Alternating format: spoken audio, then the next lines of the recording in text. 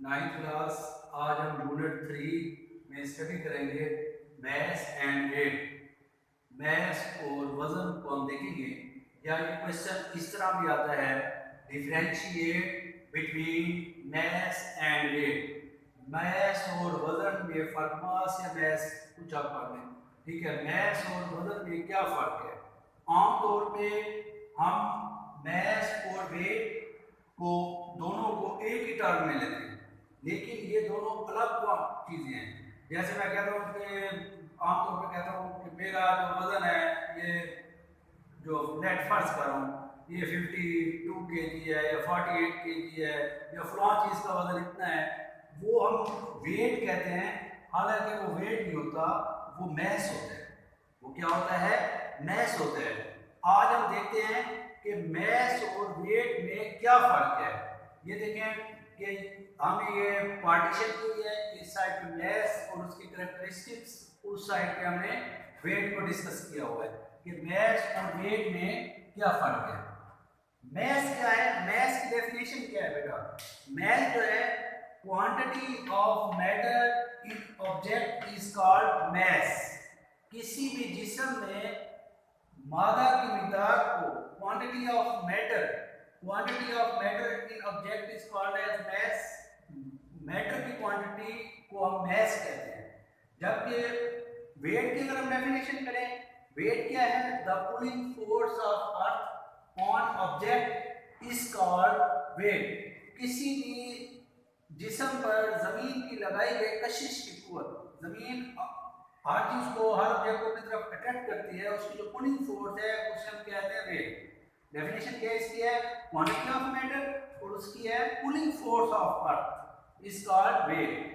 Mess it is scalar quantity, ये scalar मिकदार है। Mass is a scalar quantity, while weight it is a vector quantity. Weight जो है ये vector quantity है। Mass is a scalar quantity and weight is the vector quantity. SI unit of mass is kilogram. Mass का SI unit kilogram है, KG से represent करते हैं। अब वेट क्योंकि पुलिंग फोर्स है, वो फोर्स है, फोर्स का जो यूनिट होगा वो वेट का यूनिट होगा। ऐसे unit of weight is newton. Weight का, वजन का ऐसा यूनिट न्यूटन है। कैपिटल एन से रिप्रेजेंट करते हैं, जो लास्ट में लिखा हुआ है। ठीक है, वेट का ऐसे यूनिट क्या है? न्यूटन है। अब मैस को मेजर करने के लिए हम बीम बैलेंस, कॉमन बैलेंस का इस्तेमाल करते हैं, आम तराजू का इस्तेमाल करते हैं।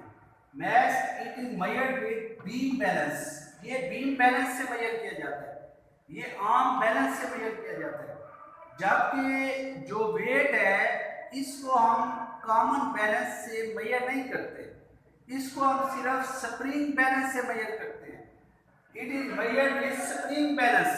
ये स्प्रिंग बैलेंस से मेजर किया जाता है। आगे जो मैस है, it's value remain same by changing height. जो मैस है इसकी कीमत, इसकी वैल्यू हर जगह सेम रहती है। मतलब आप बुलंदी पर जाएं, मैस की वैल्यू जो है चेंज नहीं होती। जबकि वेट की वैल्यू आल्टीट्यूड से, बुलंदी की चेंजिंग से चेंज होती है। जैसे हम बुलंदी पर जाते हैं, एज वी गो अपवर्ड, जैसे हम बुलंदी पर जाते हैं, पहाड़ों की तरफ, पहाड़ों की तरफ जाते हैं, हिल स्टेशन पे जाते हैं, वेट की वैल्यू कम होना शुरू हो जाती है। क्यों? क्योंकि जी की वैल्यू कम होती है। The value, its value change with altitude by changing the value of G. क्योंकि W इक्वल होता है mg के। W किसके इक्वल है? mg के। Product of mass and gravitational acceleration. जब g की वैल्यू कम होती है बुलंदी पर जाने से, तो वेट भी क्या हो जाता है? कम हो जाता है। ये डिफरेंशिएट था, फर्क था मैस और वेट का। ये अलग अलग क्वांटिटी है। अब हम पढ़ेंगे Newton third law of motion. तो Newton third law of motion, Newton के हरकत का तीसरा कानून, ये क्या है? पहले हम इसके दो लॉज पढ़ चुके हैं, first law, second law of motion. आज हम third law of motion study कर रहे हैं। थर्ड लॉ ये कहता है कि हर अमल का एक रद्द अमल होता है। हर अमल का एक रद्द अमल होता है जो मिकदार में बराबर लेकिन सिर्फ में मुखालिफ होता है।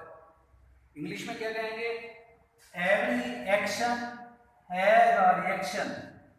एक्शन कहते हैं अमल को, ठीक है। हर अमल का एक रद्द अमल होता है, हैज अ रिएक्शन। इसे हम बोल देते हैं जी रद्द अमल। हर अमल का एक रद्द अमल होता है which is equal in magnitude, जो के मिकदार में बराबर, बट अपोजिट इन डायरेक्शन, लेकिन सिम्त में मुखालिफ होता है। Every action has a reaction. Her action का एक रिएक्शन होता है which is equal in magnitude, जो के मिकदार में equal, but opposite in direction. अब न्यूटन जो है ये कहते हैं कि यूनिवर्स में, कायनात में मौजूद हर एक्शन का एक रिएक्शन है। इसकी कई एग्जांपल मौजूद है हमारे पास।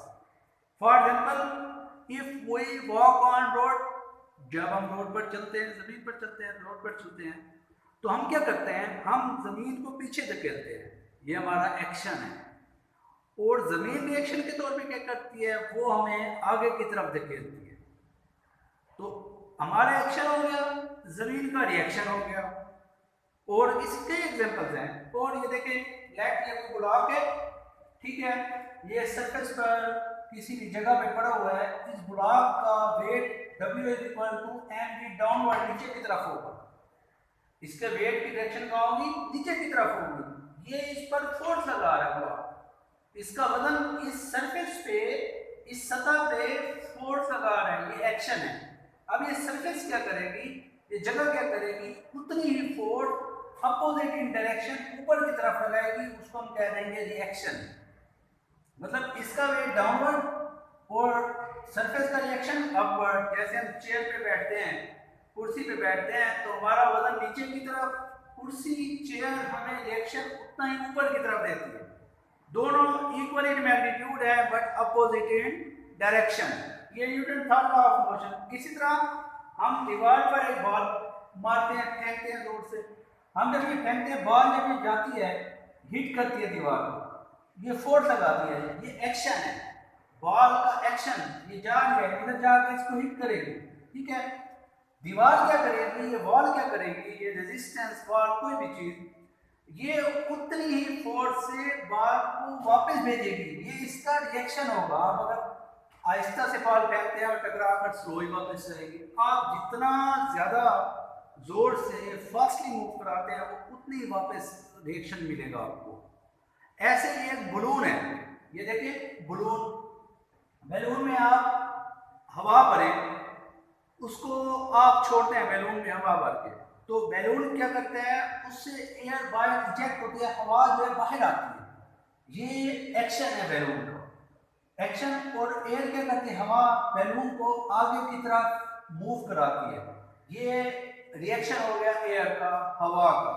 तो यहाँ भी Newton third law of motion जो है हमें नजर आता है, न्यूटन की हरकत का तीसरा कानून। ऐसे हमारे पास एक रॉकेट है, जब हम इसको बर्न करते हैं तो हॉट गैसेस बाहर की तरफ इजेक्ट होती हैं बहुत ज़्यादा फास्ट, और गैसेस बाहर की तरफ इजेक्ट करता है ये रॉकेट, ये मिसाइल बाहर की तरफ हॉट गैसेस इजेक्ट करता है। उस हॉट गैसेस क्या करती है? रिएक्शन के तौर पर इसको ऊपर की तरफ, आगे की तरफ जो है वो धकेलती है, पुश करती है। तो इसमें भी हमें एक्शन और रिएक्शन नजर आ रहा है। तो इसके अलावा आप और एग्जाम्पल भी दे सकते हैं जिसमें हमें एक्शन और रिएक्शन मिलता है। जैसे एक हॉर्स है, वो एक कार्ट छकड़े को खींचता है, घोड़ा छकड़े को खींच रहा है, तो हॉर्स जो है एक्शन लगा रहा है, ठीक है। और जब वो खींचता है तो जमीन को पीछे की तरफ धकेलता है, जमीन पर वो एक्शन लगा रहा है, और साथ ही कार्ट पर जमीन क्या करती है? रिएक्शन के तौर पर उन दोनों को आगे की तरफ मूव कराती है। तो ये हमारे पास है Newton third law of motion, Newton की हरकत का तीसरा कानून। पहले हमने इसकी डेफिनेशन करनी, पहले डिफाइन करने डेफिनेशन, फिर उसके बाद एग्जांपल जो है ये आपने बयान करनी है सिंपल वर्ड में, अपने ही अल्फाज में। ये ले लें एग्जांपल, आप सराउंडिंग से एग्जांपल ले लें। Newton third law of motion की काफ़ी ज़्यादा एग्जांपल्स मौजूद हैं हमारे इर्द गिर्द। तो आज इसको देख लें, डिफरेंट मास और वेट में फ़र्क और Newton third law of motion.